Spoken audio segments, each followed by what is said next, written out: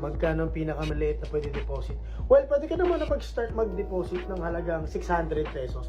Pero syempre, mahirap naman mag-trade ng hindi pa alam kung paano.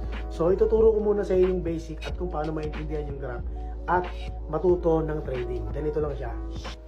Yo mga boss, ito yung tinutawag natin na graph. Yung nakikita nyo na yan. Dito naman sa baba, makikita nyo yung sell at saka yung buy button. Sa bandang taas naman, itong upper left, makikita nyo yung real money or demo balance. Siyempre dito ako sa real money. Dahil pwede sa inyo yan, demo balance, pero dito tayo sa real money para magandang sample. Dito naman yung duration, kung ilang segundo bago lumabas yung resulta. So 15 seconds ang usually nilalagay ko. So dito di tayo gagamit ng indicator, papakiramdaman lang natin yung graph kung magbabay tayo at magsisell. Diba? Ganun lang naman yung basic yan. Sa nakita nyo, nagbay ako. So dapat, yung kita nyo yung guhit na yan, dapat nasa ibabaw ng guhit na yan matapos yung graph natin. Kapag nasa ibabaw siya, ibig sabihin maganda ang result niya. Pag sa baba, ibig sabihin talo yung stocks na bili natin. So ayan, yung $50 natin nag-profit ng $42.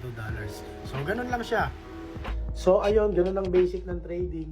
So kung gusto mo pa matuto ng iba't ibang style sa pagtitrade katulad ng mga RSI indicator, spike method, nasa Telegram ko lahat yan. Click mo lang yung link sa bio ko at nandun yung group natin, nandun yung mga tinuturo ko. Pwede kang magtanong doon, active ako doon. At sa April 30 pa, announcement lang din, mamimigay si expert option ng $100 rekta sa account mo. Kaya mag-download ng expert option, nandun din yung instruction kung paano sumali. At yun lang, good luck sa mga trade nyo. Kaya